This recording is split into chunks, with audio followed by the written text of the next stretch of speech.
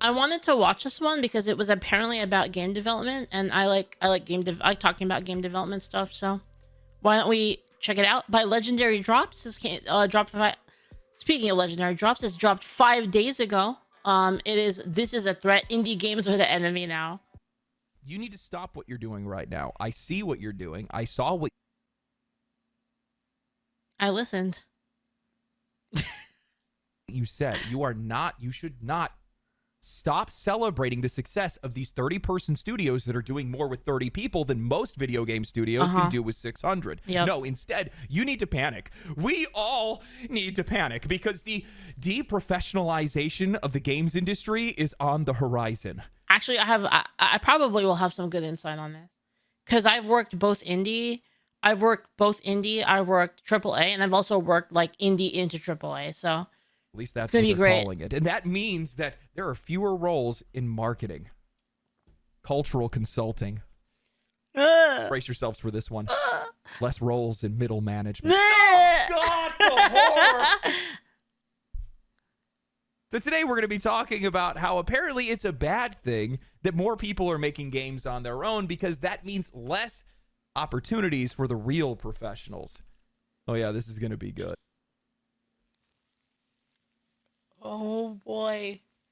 Oh boy. Honestly, as a game developer, I can't wait for people to make AI games, honestly. It's going to be fucking great. It's going to be like the golden era of people being able to conceptualize like all sorts of games that like you couldn't even possibly imagine because you just don't have the staff, you don't have the team to make them. Like one single person is going to be able to do like an entire fucking game based on the concept exactly how they want it without having to listen to anyone else. It's going to be great.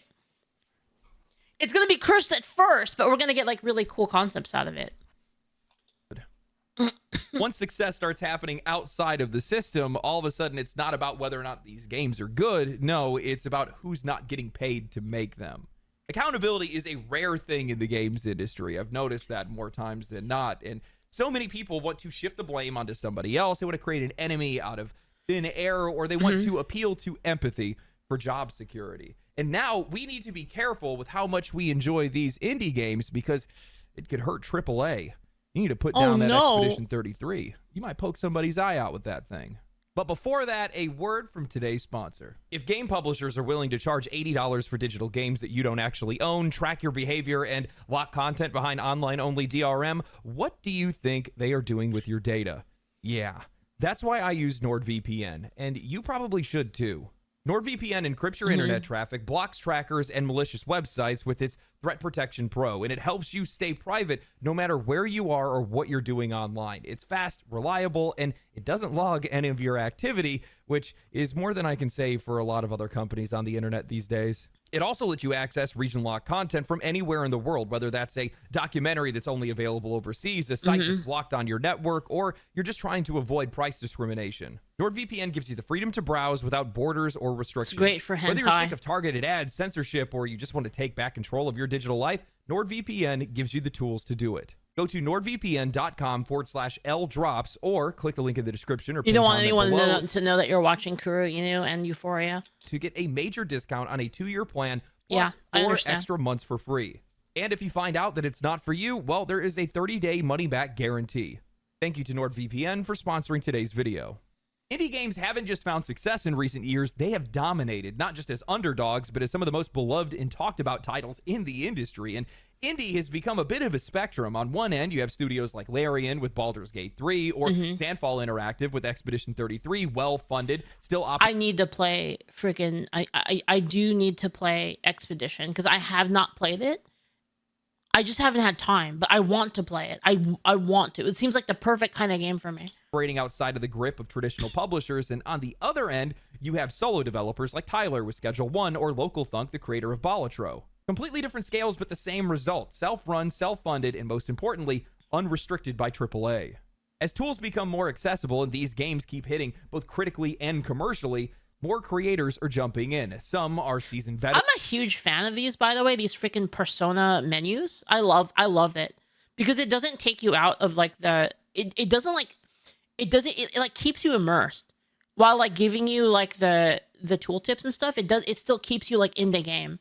I'm a huge fan of it. I love it. And commercially, more creators are jumping in. Some are seasoned veterans that are finally breaking free to go make something they actually want to. Others are just complete newcomers. But the point is, they're doing it, and they're doing it on their own. And that's where the friction starts. Because every new success story from the indie world exposes just how bloated and inefficient the traditional studio system has become. And for some people, that's a threat, especially if your whole job exists within a 500-person pipeline. These all-purpose developers are doing to AAA what YouTubers did. Dude, once you have like 500 people, it's just a bunch of it's a bunch of birds squawking. It's so fucking annoying. And then like you have to deal with like just all this bureaucracy and all this bullshit. To network television, what streamers did to cable news. They are proving that you don't need 10 departments and 1,000 employees to make something that people actually care about. Like, for instance, like in like the game I'm working on right now on ASTTRPG, if there's something fucked up in the game, like if a individual player messages me and says, Leaflit, this mechanic is really broken, I don't like it, and I look at it and I say, oh yeah, that's a problem, I can literally fix it in 5 minutes. Like I literally like look at it and I'm like, oh, you're right, this is kind of bad, like this isn't balanced. And then I will literally like immediately right after that, without telling anybody, I will just go into the thing, I'll fix it, and then I'll tell the other dev like, hey, can you check this? Can you review like what I wrote? And then like they'll be like, yeah, that sounds good. And then it just immediately it's in the next patch. You watched me do it live? I did. I actually did. I did that on stream one time. I literally like saw a thing. I was like, this is bullshit. And I went into, I like immediately like opened up the dev tool and I immediately like fixed it. And I put it in the patch note. And just like how content creators are often branded as unprofessional by Dreadnought says, do you put more weight on balance or fun? So fun is more important, but balance is a part of fun. Fun is like the most important part, but you can't like, balance is an aspect of fun. So if your balance is really bad, it makes the game unfun.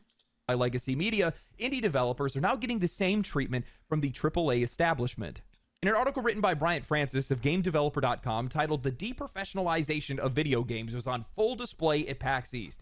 PAX East felt like a warning. Explosively successful games by solo devs and small teams are great, but it could lead to the death Fun of to me is, dude, Gilligan Max, you wanna know what happens? This is a true story, okay? This actually just happened. I'm gonna tell you a little dev story, okay? So we had an event. For those of you that aren't like that don't know about this, we have an MMO TTRPG.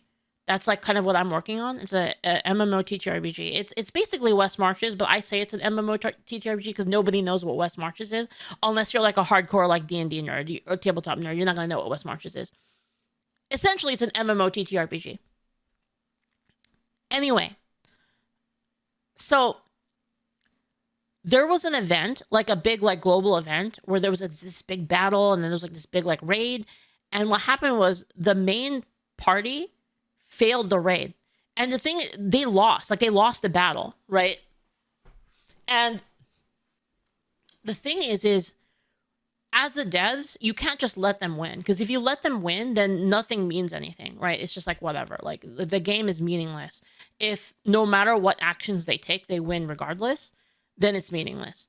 So they lost. And then, a couple of the players died, and then I didn't want to fully TPK them. So like, it fit within the story for some of them to be let go.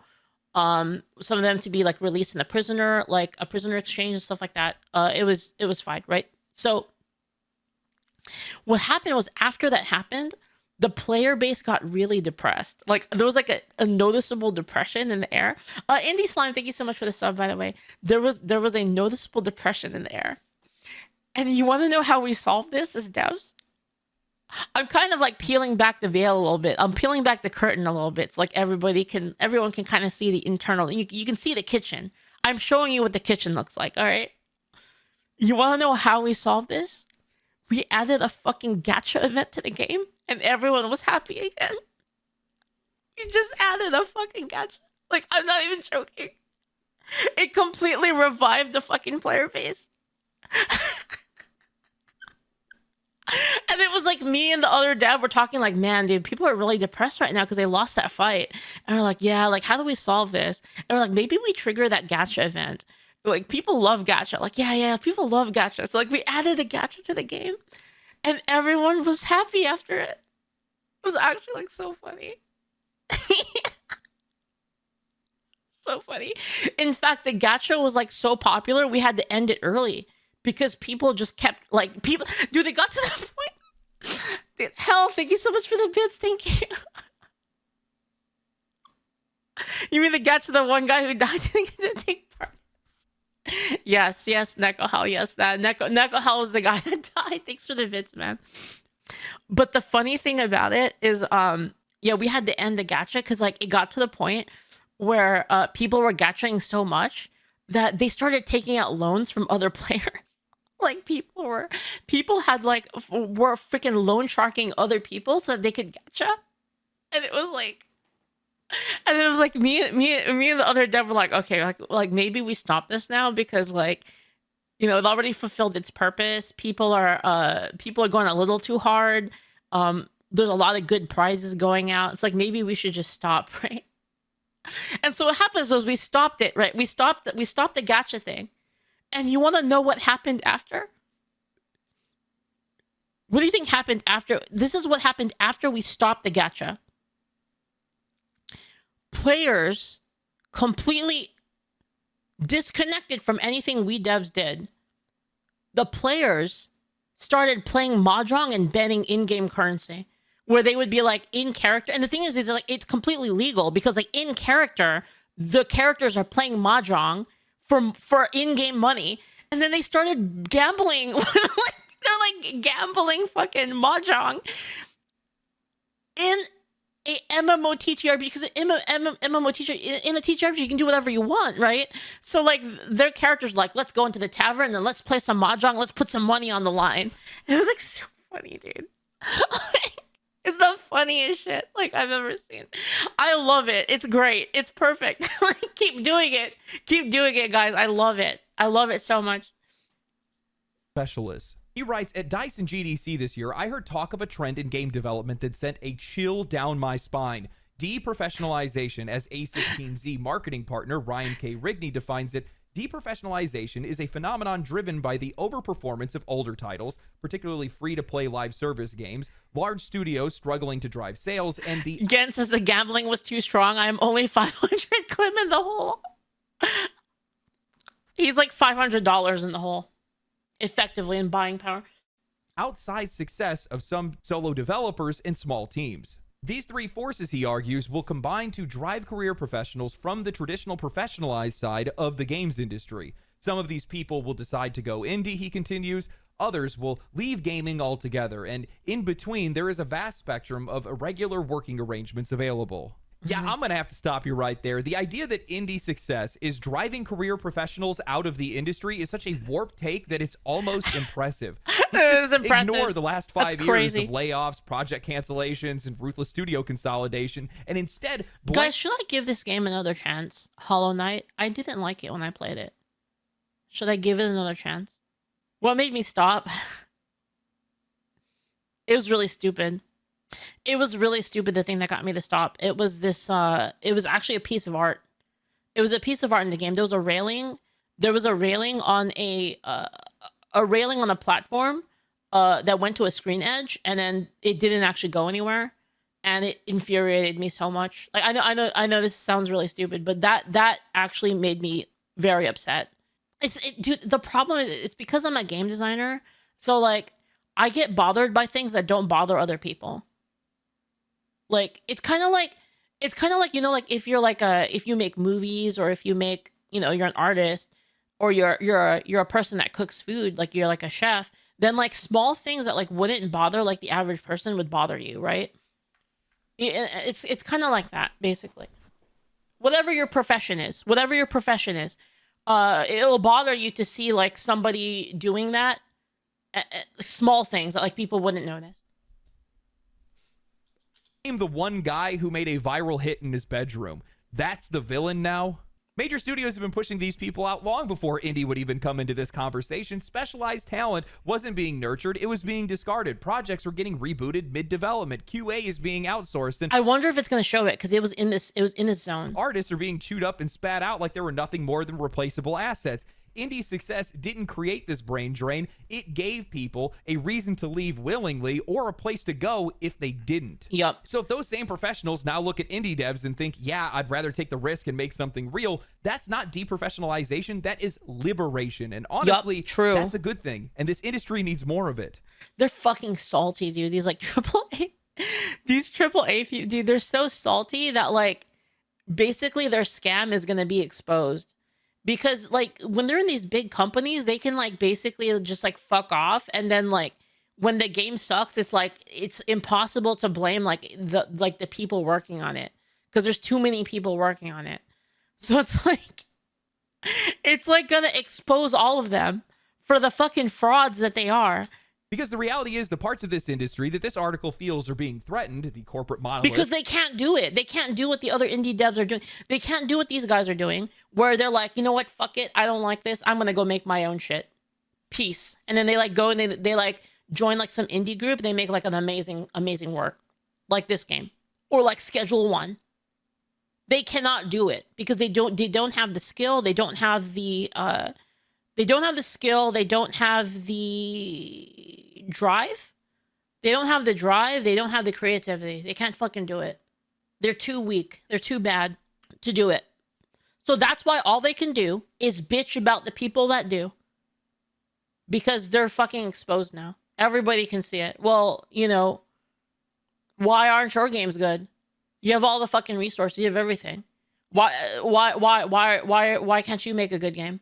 Why have your games been shit for years?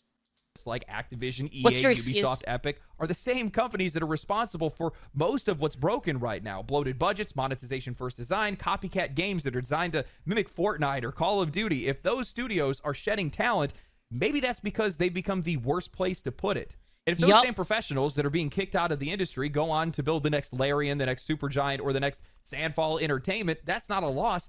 That's the start of something better. You gotta deal with like some fucking asshole managers that don't know what the fuck that they're doing. Yeah, dude. I just remembered. Oh my god, I just remembered like a dark memory. I'm not gonna say which studio, but I worked for this studio back in the day, and it was my job to find major issues in like the game, like any major like issues in terms of like things that affect the game that would be really bad if everyone did it, right? And I remember like that was my task. And you want to know what I did? I remember this distinctly. I said, okay. They're like, yeah, you know, like, so, you know, go try to find exploits, go try to like, I don't know, go walk into walls and shit and try to figure out like what's bad in the game. And I remember I was like, I have a better idea. And then I like went and I just looked up forums. Like instead of like actually like running into walls or trying to find like these weird bugs, I just went on the forums and I was like, oh, that's a really bad exploit. And so like I'd be like, okay, I would check that. I'd be like, that's a terrible exploit. And then I would like research the exploit to like make sure like I could reproduce it. And then I would look into like the logs and be like, okay, nobody has talked about this exploit. And so I would put it into the system. I'd put it into the system as like, this is a major issue. Like if people find out about this, it's going to be very bad. Right. And they told me, what are you doing? And I was like, you know, the function of my job. And they're like, that's not how you're supposed to do it. Go like walk into this wall or like, you know, try to like experiment with some stuff. I'm like, but I can find it faster by investigating reports that like other people said. Right? Like there's already an observed report of like this issue occurring. And then so if I can investigate, find out exactly how to reproduce this, isn't that more valuable than me like, I don't know, throwing my face into a wall until I figure out like a thing? And they're like, no, but that's not how you're supposed to do it. And I got in trouble. I actually got in trouble, like for real. I actually did. It's actually why I quit my job at that place, actually, because I was like, this is retarded. So like I quit. I was working for a big game company. I'm not going to say which one, but it was a big AAA studio.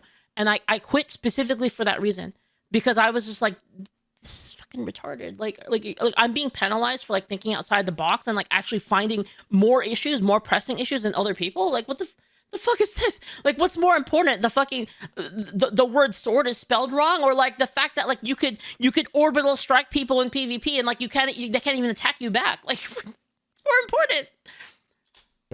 The writer goes on to say, wandering through these booths, I found a mix of truly excellent. Oh my god, I remember distinctly the fucking leads would just play fucking you know that game? You know that fucking unicorn game? Do you guys know what I'm talking about? The fucking unicorn game where Rainbow Unicorn? Whatever the hell. Robot, yeah.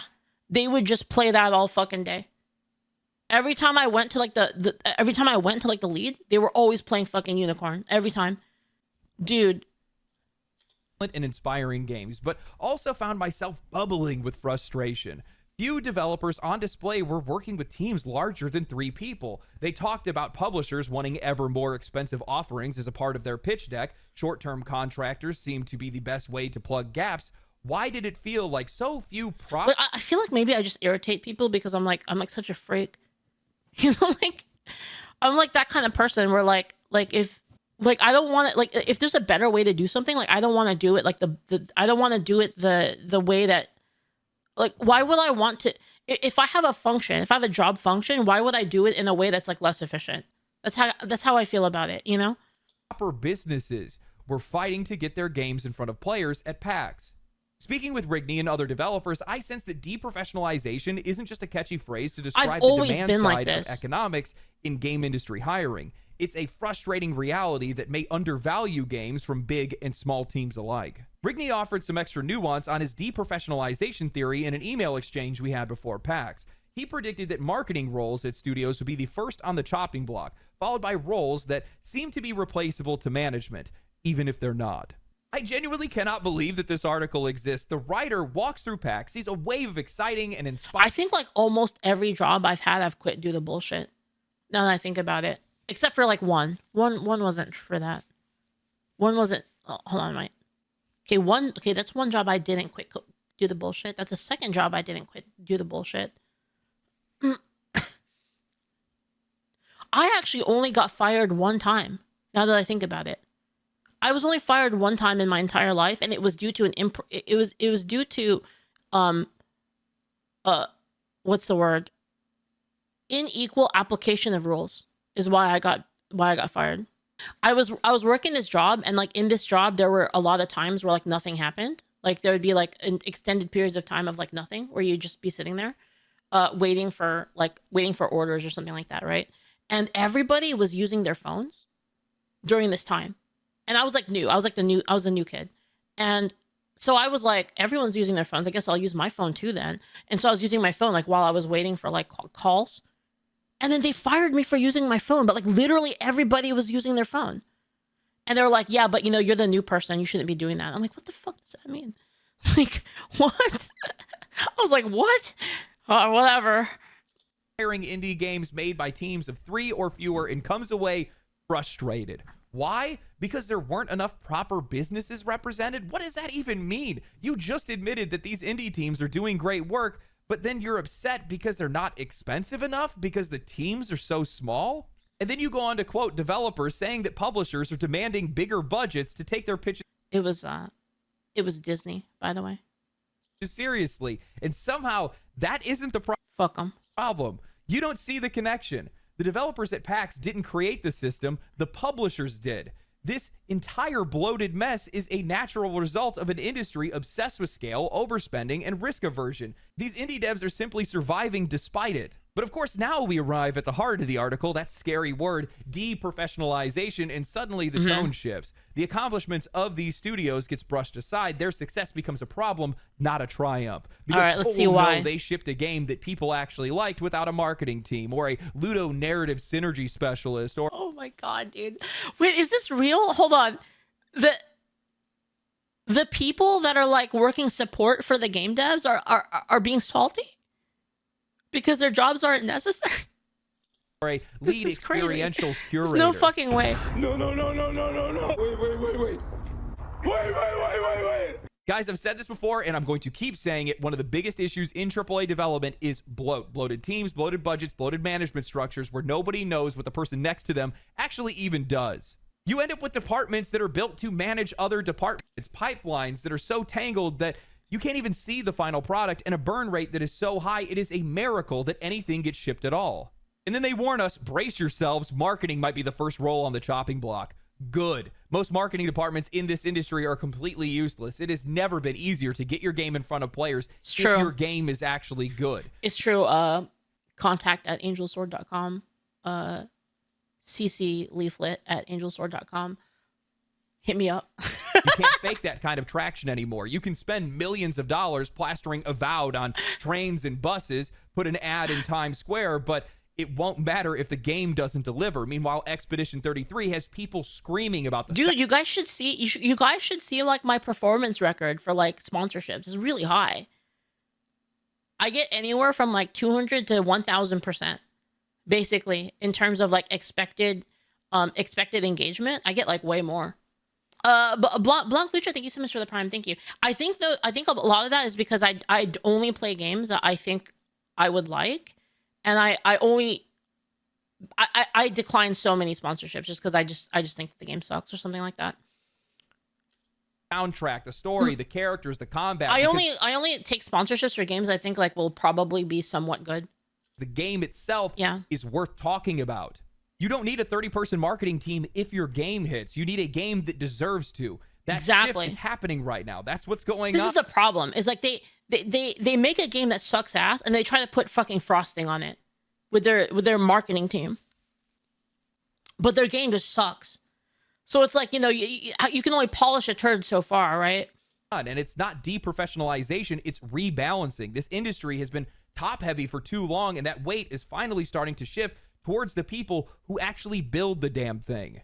The article then pivots to acknowledge a different kind of success story. The creative... You want to know the other like really big major the other major problem with marketing teams is a lot of them actually don't even know anything about the gaming industry. Like they're like marketing teams, but like from like other product, and then they like come into the gaming industry like thinking it's like the same thing as like selling like a Coke or something. It's not even like remotely the same. And their marketing strategies usually suck ass, like in terms of like how to actually, a lot of times they don't even understand like the genre and like the target audience for the game. So how could you possibly like create like a good marketing strategy when you don't understand that? And like that's been my experience. I've had that experience like with some marketing teams. And the thing is, luckily, I've worked with some marketing teams that like they didn't really understand the game. They didn't understand the game. They didn't understand the target audience, but they were actually listened. Right. So like, so they were able to like do something like really, really good because they actually did like kind of listen to feedback from people that were part of the gaming community. So that's fine. But like a lot of times you have these ones that like they simultaneously don't understand but they think they know everything. And then that's when you get like absolute garbage corpo pop shit, right? Like this corpo pop shit that people don't care about. The ones that are making weird, original, impossible to greenlight games that traditional publishers would have laughed out of the room. Rigney praises them, calling them out as this is the only... I know I keep pausing. Like a good example is when you see this a lot too. They'll market like a game that is a hardcore game that like it's so hard that like, how do I explain it? The game is the target audience for the game is not casuals, but then they give it casual marketing. Creative industry on the planet where one person can make $100 million making something by themselves, which, yes, true, but the tone here still drips with discomfort, like it's a cool fluke and not something to build around. Now, to the author's credit, they go on to clarify that small teams aren't obligated to hire anyone. They are doing what they can with what they have, and better tools have made that possible. But here's where the framing starts to slide sideways. They say what feels wrong is that so few people benefit from this new status quo. Not that small teams are succeeding, but that too many people aren't a part of it. They then go back to Rigney and bring up a new example. Aaron Rutledge, former lead designer of League of Legends, Black Ops 4. Wait, who? I don't know that guy. I don't know. Who is that? Must have been after my time. And Apex Legends, now running a consultant firm called Area Denial, basically a hired gun. The writer admits that his career sounds romantic, but then calls this model No. I'm not hating. I'm not, guys. I'm not hating. I just didn't know who it was.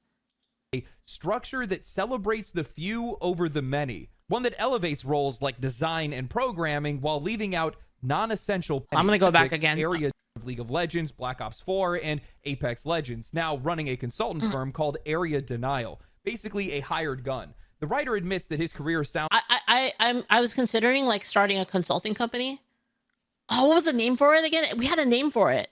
What was the name for our consulting company, Julio? Do you remember?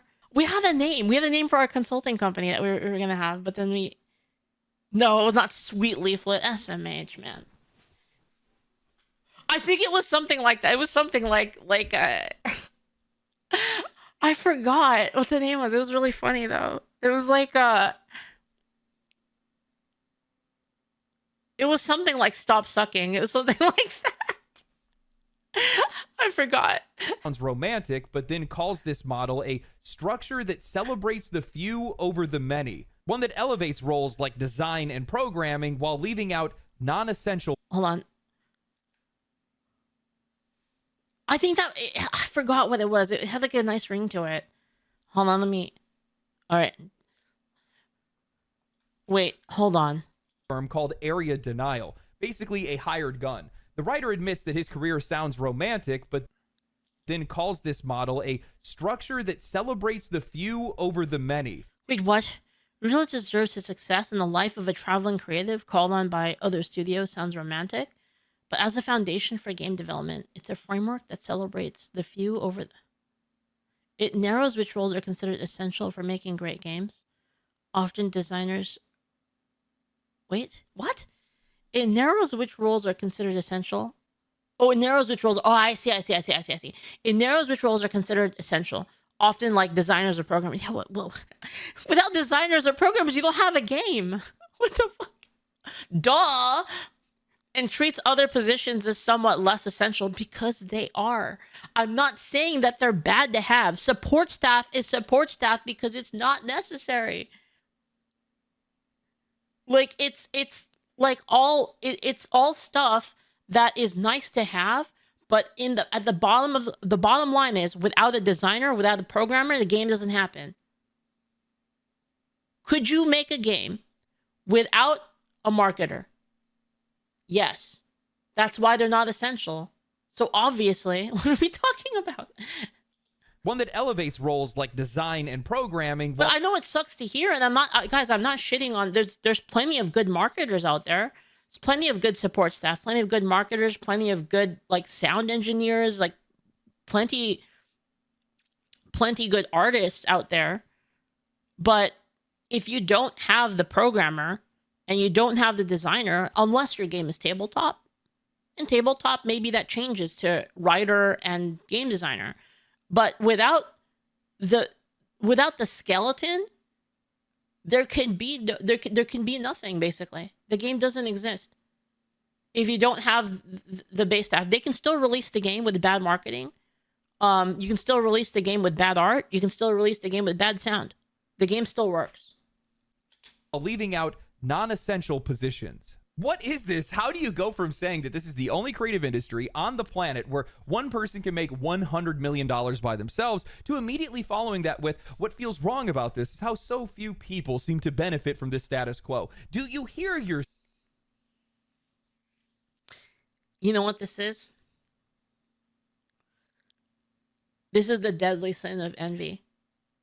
This is 100% envy. Self.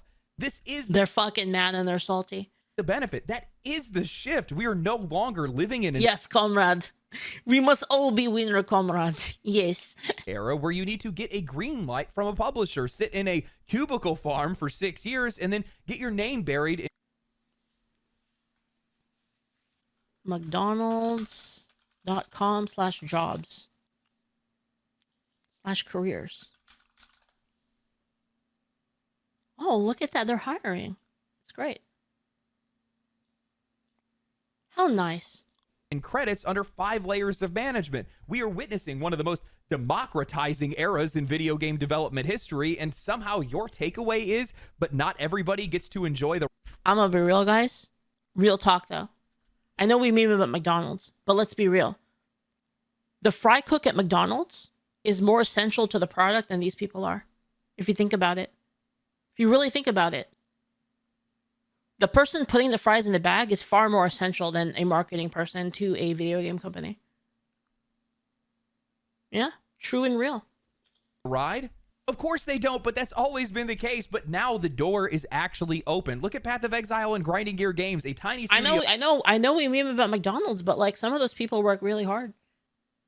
Man, dude, it always brings a smile on my face every time I go to McDonald's and there's like an employee there that loves their job. It's like the best experience ever. Like when you get there and like they're really nice. And they're really, really nice. They give you their food. They give you the food with a smile, and they like ask you if you need anything else. Like it's so good. Like it really elevates the experience when you have that. In New Zealand, that grew to a 200-person powerhouse. It's working on 2 full-scale games. Look at Expedition 33, built by ex-Ubisoft, a composer that they found on SoundCloud, and Jennifer's 200-person powerhouse. It's working on 2 full-scale games. Look at Expedition 33, built by ex-Ubisoft developers, a composer that they found on SoundCloud, and Jennifer Svedberg Yen, a former private equity investor who just wrote what might be this year's Game of the Year. The indie boom is not excluding people. It's including people that AAA would have never hired in the first place. That old system kept the gates locked. This new era is tearing them down. What you're seeing isn't exclusion. It's a healing process, a long overdue correction of decades of bloat over. Because the more I think about it, it really feels like gatekeeping is a problem. Like on both sides.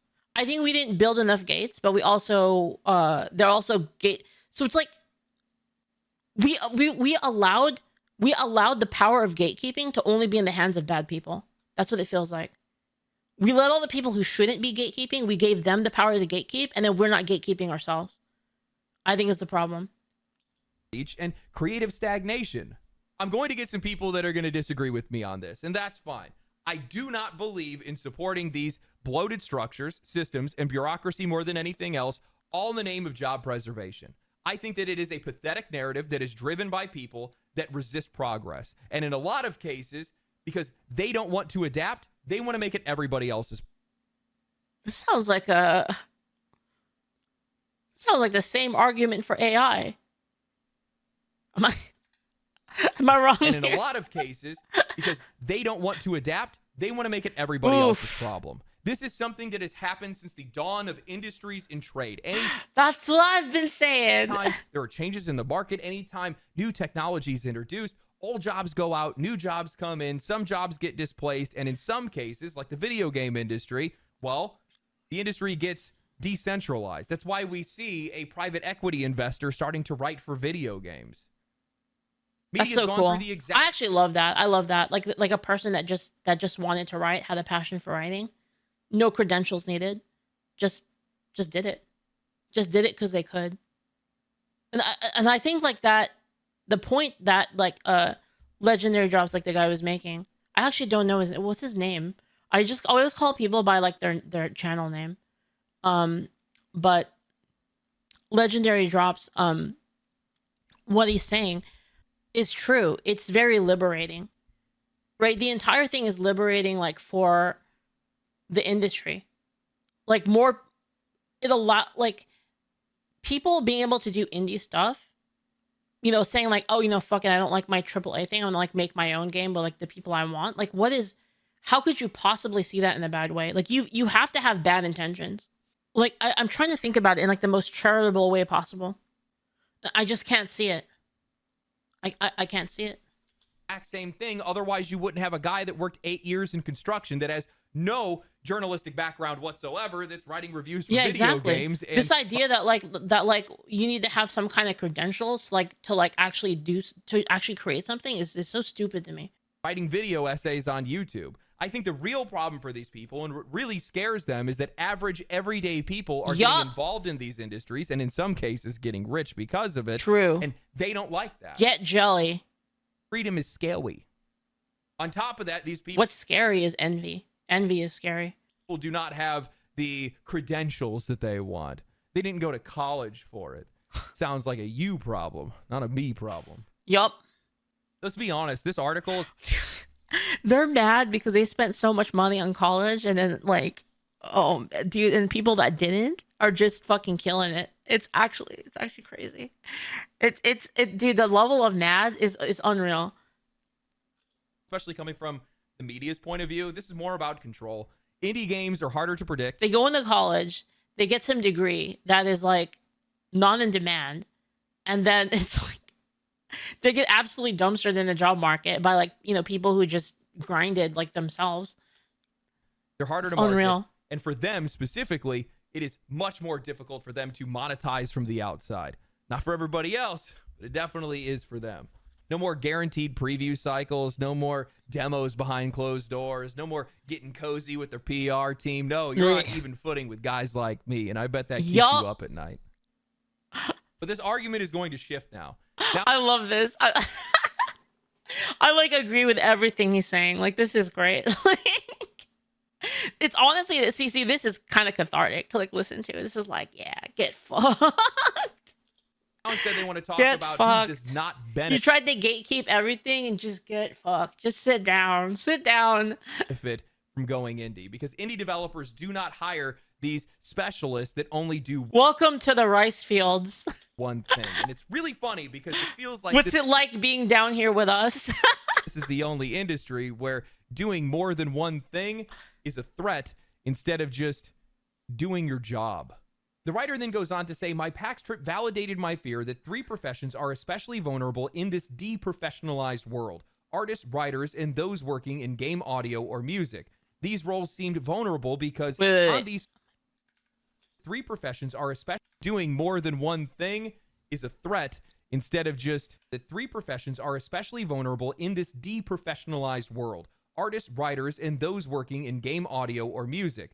These roles seemed vulnerable because on these small teams, they were roles that developers mentioned doing in some sort of shared or joint fashion. Okay, so I'm gonna give you a little bit of dev input here.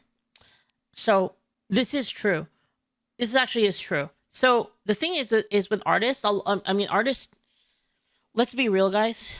The art for a game, the art is the spice. It's the spice. It's the flavor. It's not the nutrition. You don't need it. You can. For me to prove it to you, look at Pong. Pong's a game, right? Would you not consider Pong as a video game? And if you look, there's a lot of games that kind of have very the art is very minimalistic. Take a game like Dwarf Fortress, for instance. Dwarf Fortress is like one of the it's a huge game, right? I think about a game like I don't know what they would be, like Muds. Muds don't have art, right? You don't need it, basically. I'm not saying that artists are useless. Don't get me wrong. But you don't need it. It's basically extra. It's after the foundation is built, then the art amplifies it, right? It's like a it's like a resonant effect. It is a multiplier to the game being good. So the game has to already, you can't multiply it 0, right? So basically it's like it's an added multiplier to like how good the game is. So because of that, a lot of times devs will just do the art themselves. I mean, another good example is like look at Toho, right? The guy who made Toho, he just like drew the art himself, and a lot of people like made fun of how scuffed it looked, but it was like endearing to people, right? He wasn't a professional artist at all. Like, he just fucking drew whatever, right? Same thing with 7th expansion, like Dragon Knight 7. Making Umineko, the original art was like, I could show it to you. Like the original art, it was just the guy who made it, just kind of drawing shit. See, like this picture here, right? And this is like the original art, and you can see like it's just like, like it's endearing. Like a lot of people like it, right? It's not like the super professional art, right? It's kind of just a dude doing it, right? And then you have here, you have like the remake. And you can see like they made it like way more clean, right? The art way more clean. You can see it's the same characters, right? But a lot of the times, yeah, like the developers will just do the art because guys, art is expensive. Art is art is expensive, it's time consuming, and sometimes it's not necessary to convey the point of the game. Does that make sense? It's not necessary. It is, again, it's a spice that amplifies the game, right? Obviously depends on the kind of game. Like some games, the art's a little bit more important, right? It just depends on the game, right? So those people are going to be affected the most, because what's going to happen is either a developer is just going to kind of make it themselves, like, and just kind of, fuck it. Like, I'm just going to draw like a little stick figure or whatever. I'm just going to draw however, like, the best I can. And, it doesn't matter, because like what I want is the gameplay. I want my gameplay to be known. I don't really care about like the art. The art's like secondary, right? It's either that's gonna happen, or the second thing is people are just gonna commission people. So they're just gonna like hire and outsource. And this is really common, where you'll just like find somebody like on Fiverr and be like, hey, could you like make this art for me? And then you'll just pay them to do that. But so like according to these people, that same effect would occur in both scenarios, where like now the artist job, like the specific artist job at a game studio becomes irrelevant, right? In an indie studio, the indie studios are too small to support like a specific dedicated artist job. And that's why, like, yeah, they would be the first to go, because again, not necessary, right? For the, not necessary for the base product. The minimum viable product is what we call it in the industry. Minimum viable product, MVP, right? Is basically the absolute bare minimum you need to like actually release the game and have it be playable. Writers are the same.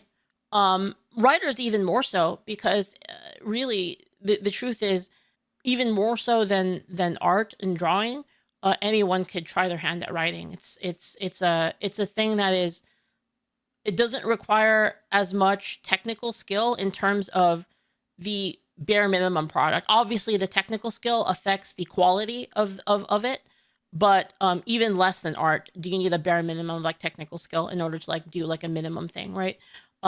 Writing is the same thing. So you're gonna have the devs for the game also doing the writing or outsourcing it. Risk compartmentalization as asset creators, their work treated as products you can purchase. And this is like another thing that you can do: asset stores. All of these game engines, they have asset stores now, or not even just game engines. Like there are entire stores about this. I've actually bought a bunch of packs. I don't remember from where. But let me see. Usually, like my team just like sends me like they send me like a thing, and they're like, "Hey, can you buy this assets for us?" And I'll just be like, "Sure," because it's like needed for like a project, right? But you can buy like sprite packs, music packs, sound effects packs. You can just buy all those. And then so say like you're making a game where it's like sword fighting. So you would just go online and buy a asset pack that somebody made for swords, right? They'd be like swords volume 1, and then you would like just buy it, and it just comes with all these sword swing, like unsheathing a sword, sheathing a sword, like sword clangs, like the sword like kind of flying through the air. You get all these different sounds, and you would just use those. So like in that case, like you wouldn't need a sound designer, right? And a lot of times, like developers do have like minimal skills in these things, like writing or art, because game developers are also creative. So sometimes you'll dabble in like other skills. Like for me, making sound effects is something that I can do. Like I've done that before, right? For projects, because I used to work on like RPG Maker stuff, and I used to make videos. So like I used to make like a lot more videos before, and I know how to do like the sound effect thing because I've done that previously. And the same thing with voice acting too, right? Like you have a lot of times developers will just voice act a character just because they don't have time to like hire a voice actor. Do you guys remember Ramus? Ramus was just a dude. Fuck, what was his name again? Travis? I think it was Travis. It was Travis at Riot. Ramus was just like him, just going to the mic and just going, okay. That's it. And then they fucking were like, good enough, put it into the game. Basically, right? Yeah, that's actually like what happened. This is the original. And like even before, like before, like they were like, hey, Leaflit, we get this new character coming out, with his new character coming out, Kennen, can you like do a little like example of like what Kennen should sound like? Like, can you just do that? And so like I actually like went into this. I actually went to the thing. I had I had like this really good microphone, and like I actually just like I did the voice lines for Kennen, and then they gave that to the voice actors later, so that they didn't have to like spend as much time in the studio. Off of a store shelf. The writer then expands on this fear by pointing to broader industry shifts. He argues that in-house art positions are disappearing as studios are increasingly outsourcing asset creation. Enthusiasm. Parentheses that look like dog shit. Overseas to cut costs. This move, he suggests, is being reinforced by the rising use of AI-generated art, something he openly criticizes. That look like dog shit. Journalism, guys. This is journalism for its poor quality, but sees it peak gaining journalism anyway. In his view, the value of artists is being eroded not because their work is bad, but because it's now seen as something that can be cheaply replicated or bought off of a shelf. You want to know the bad thing about the argument, by the way? Is it won't always look like shit. Sure, it looks like shit now. I'll see you in 4 years. Even art directors, he noted, are surviving not on creative output, but on their ability to delegate. When it comes to narrative, the critique gets a little bit more personal. The writer cites industry layoffs, pointing out that writers made up the highest percentage of reported job losses in the last year. He attributes this to two diverging trends: the success of games that minimize storytelling altogether, and the increase in tendency for story-driven titles to be written by a select few, usually the creative director or maybe one or two trusted collaborators. Got a message here. As an amateur, by Shiro Kitsune 7, as an amateur game designer, and a guy who was working on his own TTRPG, I agree with all of this. I know that 3D and 2D level design, along with writing and basic scripting. I also love asset stores, love picking up assets. Yeah, exactly. You know exactly what I mean. Like, yeah, there's asset stores for everything. Music, pixel art backgrounds, even character design, like base character designs that like you can like modify and stuff like that. And there's just plenty of assets for everything. And if you are, you know, a game developer, you know that. Everybody knows this in the game development sphere. Roles for dedicated narrative teams. He also then reflects on long-standing frustrations that writers face in game development, many of them brought in late, treated as an afterthought, or positioned in conflict with the broader design goals. Some studios have tried to bridge this gap by rebranding writers as narrative designers, combining them with implementation, but the implication, he argues, is clear. Being just a writer is no longer enough. As for music and sound design, his concerns are much more structural. Audio work, he says, is increasingly handled through... Dude, it's like... dude, they hate fucking multi-classes, man. It all makes sense now. They all hate multi-classes. That's why classing sucks. Asset libraries all the time. With implementation often falling they hate on them. The other team members. While some composers prefer the freedom to work across multiple projects, he sees this shift as another sign that audio professionals, like artists and writers, are being treated more like support staff than essential. Because they are. Because they are. And I proved it. The game doesn't exist without the design. The game doesn't exist without the programming. Unless it's a tabletop game. In which case, like, it's different. Like, you know, in that case, the writer is more valuable than the programmer in the case of a tabletop game. They're not necessary for the minimum viable product, like I said. Thanks for the bits, Jay. Everyone remembers the phrase jack of all trades, master of none, but there's a second part everyone forgets. Better than a master of one. Contributors. And there it is. Depends. You can do either. Being a master of one craft is a good thing as well. It's just different.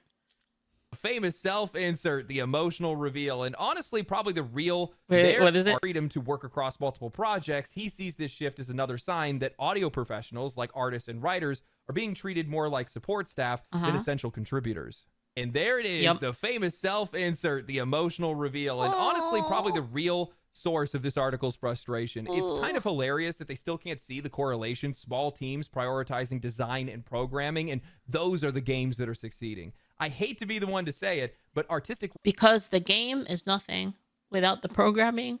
If the game is buggy as shit and unplayable, then the game is unplayable. And it's not a game. Nobody can play it. So for the end consumer, it's just unplayable. If the game design sucks, and the game doesn't have any sort of game design, then the game doesn't exist in the first place. You can play a game without sound. You can play a game with no story. You can play a game with no art. What are they talking about? Roles. This just seems so obvious to me. What are we even talking about? Less essential, at least at the start. If a game isn't fun, if it doesn't play well, it doesn't matter how pretty the lighting or how cinematic the game feels.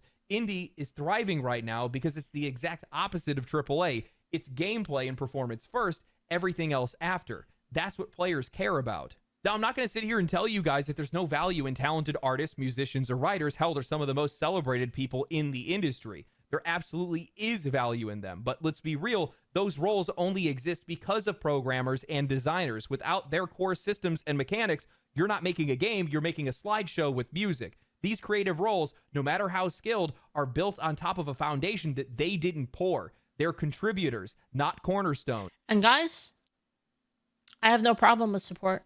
I love playing support. And those roles can only thrive if the studio is stable. These people have serious main character syndrome. That's the problem. They like want to be like the main character. Enough, It's pathetic. profitable enough, and able to actually invest in It's pathetic and desperate. things that aren't essential to core gameplay. What's wild to me is the complete lack of accountability here. This article paints it like it's some sort of injustice that small indie teams often share roles, where creative directors also write, animate, and score the game, where people that are rigging the characters are also building the gameplay systems that they move through. I'm actually the opposite. I hate being the main. I hate being like the main character. Hate it. I'm always more comfortable if I have a team around me that I can support. It's like my favorite thing to do. But that's not dysfunction, that's adaptability. That's what a generalist is. That's how most industries work outside of gaming. Hell, I would bet almost everybody that is watching this video right now does way more than their job title suggests. When I worked in construction, I just want to be Handyman Saito. He has no Handyman Saito. I just want to be that dude. I was constantly operating outside of my role, handling HR things like hiring and firing, writing environmental reports, coordinating with government agencies, researching equipment, contacting suppliers, creating and fulfilling purchase orders, even learning to read P&IDs and mechanical drawings. I got more involved in the process because that's what my job required. That's what being useful meant. Wearing multiple hats isn't a threat to job security. It's a privilege. It's a responsibility. And in most industries, it's expected.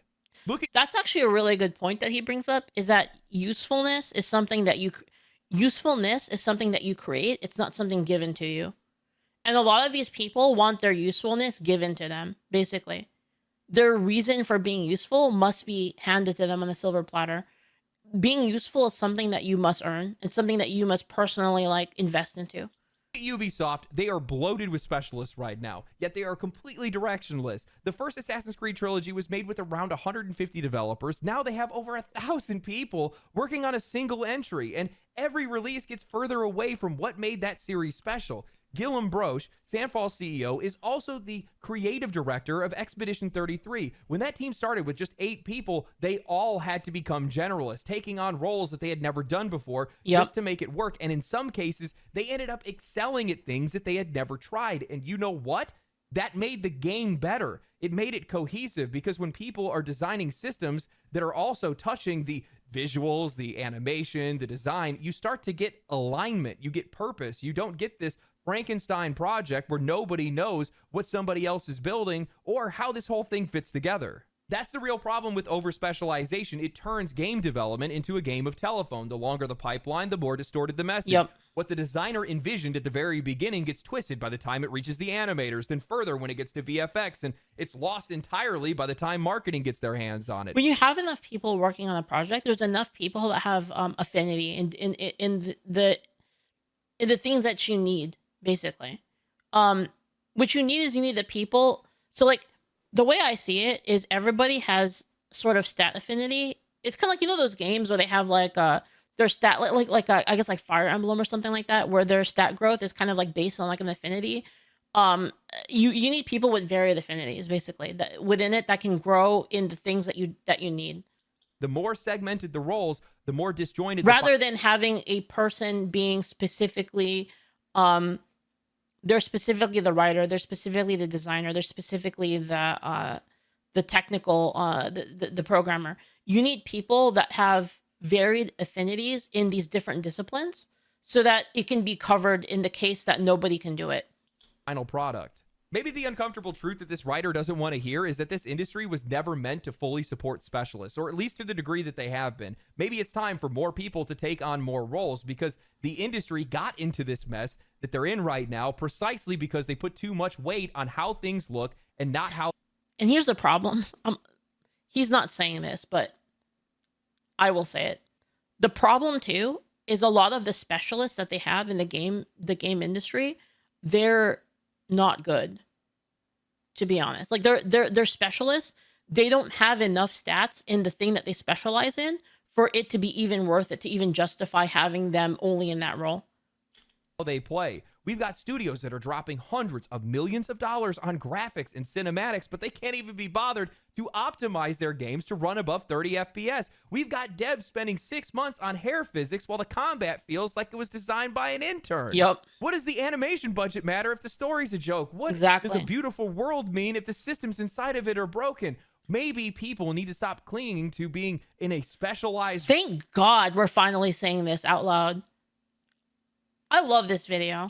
Role and take a step back and ask how they are actually contributing to what matters most, whether these games are fun or not. So no, I do not buy into this narrative. Remember what I said earlier about fun is the most important thing? Fun is the most important thing in game. Everything else is in service to that. That's not to say that the other things don't contribute to fun. They do. But your primary focus has to be if the game is enjoyable. This is the #1 rule of like making games. Professionalization, not for a second. What we are seeing isn't the decay of the games industry. It's not necessarily fun. It's more enjoyment. Is the game enjoyable? That's the important part. Next evolution in game kind of hand to hand a little bit. I think enjoyable is just a better word for it. Development, and honestly, it's not even new. This is what the industry was born from. I mean, you see this with a lot of you see this with a lot of problem games where the primary focus is not actually the enjoyment.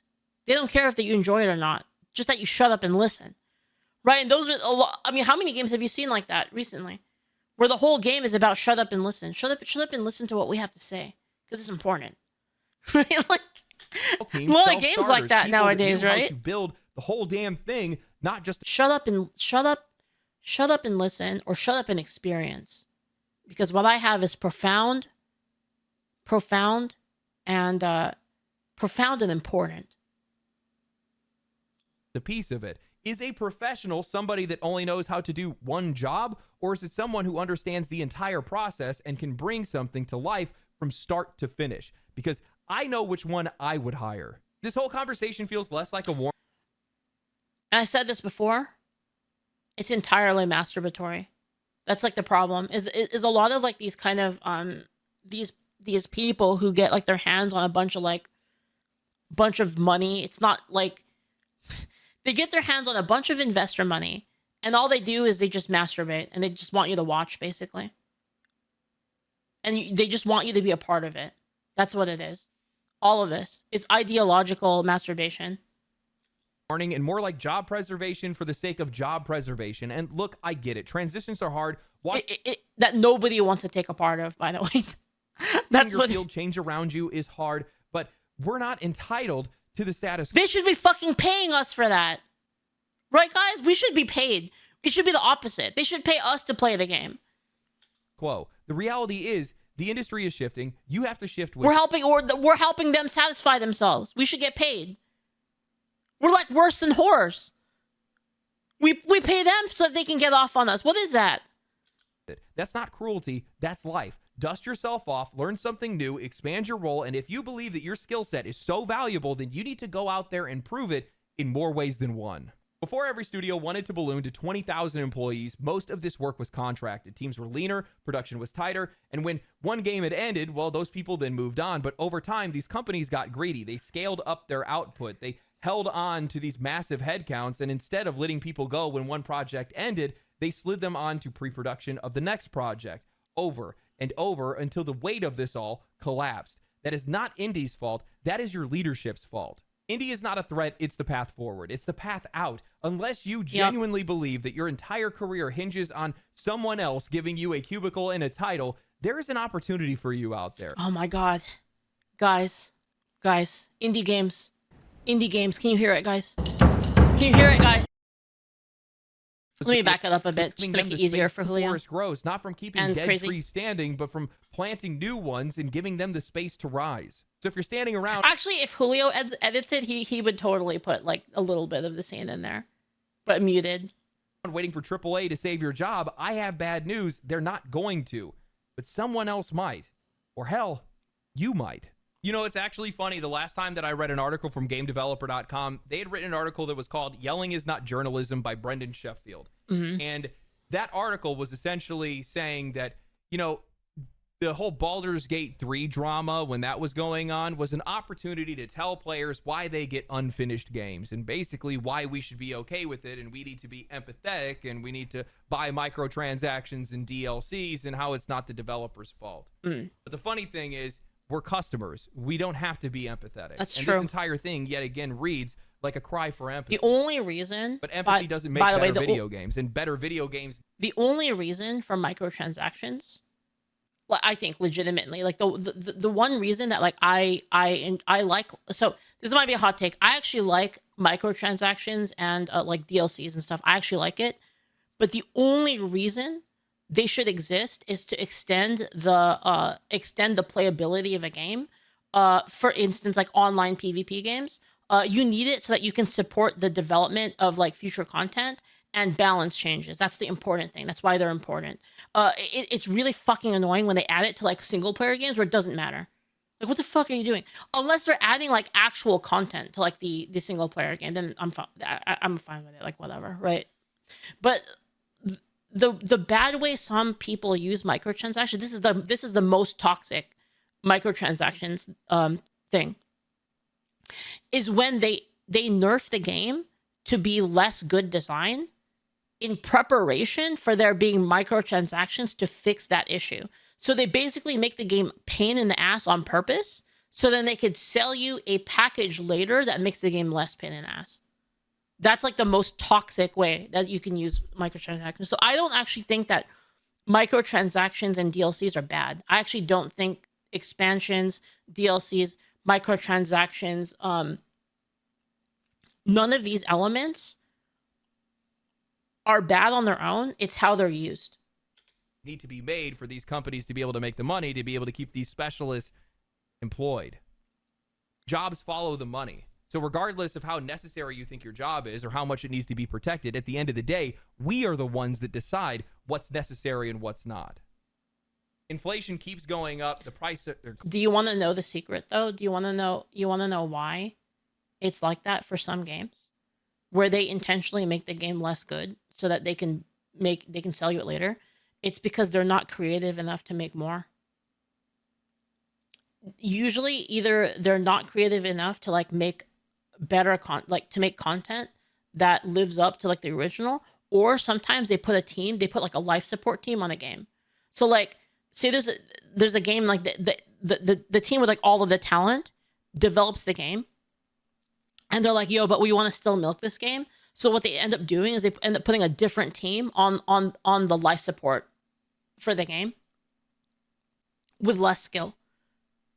There's two things that can happen. Like the other one is true too, where they just aren't good in the first place. Cost of living continues to increase, and now these game companies want to increase prices on video games. Players cannot gamble on $70 to $80 games, and those are the kind of games that these specialists are involved in. Why do you guys think that Doom: The Dark Ages isn't doing well in sales? It's because the game does not deliver on the value of the price that it's being charged. Wait, I like that game though. Is it really that bad? What's everyone upset about? I like Doom. It's like my favorite Doom right now. But then I do like pairing. I'm kind of addicted to pairing, so like maybe it's a me thing. But I really like it. I really like the game. But they have to charge. I guess that's true. It is $80. That is very expensive. Otherwise, they're not going to be able to make the money back to be able to pay the specialists that they have working on the game. Industries and the world itself is constantly evolving, and you cannot believe that your job will be protected or that your job is somehow more valuable than others. I think that it is incredibly narcissistic for you to believe that the world needs to capitulate or protect you because you are only good at one thing or you only want to do true. one thing. It is very narcissistic. You can do that. You can be that person. But if you're going to be that person, you have to live with the consequences of your lack of flexibility. If you do not bend, you break. And I think a lot of these folks are going to break. You are not going to get any pity from the average consumer. It's just not going to happen. Because we all know that if we say something like, that's not my job, that almost always leads to you're fired. Not having a job. Yep. And when it comes to writer, artist, or musician, these are things that in common society that we view as hobbies. And you guys have the opportunity. No, you guys have the privilege of making that your job. It is up to you to protect it, not the world. I 100% agree with this. Holy fuck. Hope you guys enjoyed the video. I love this video. Make sure to share the video with your friends. Make sure to like the video. I will share it with my friends. I already said share. Subscribe to the channel. Comment down below. Follow me on Twitch. Follow me on Twitter. I'll catch you guys in the next one. Amazing video. This is like one of the best videos I've seen on the topic.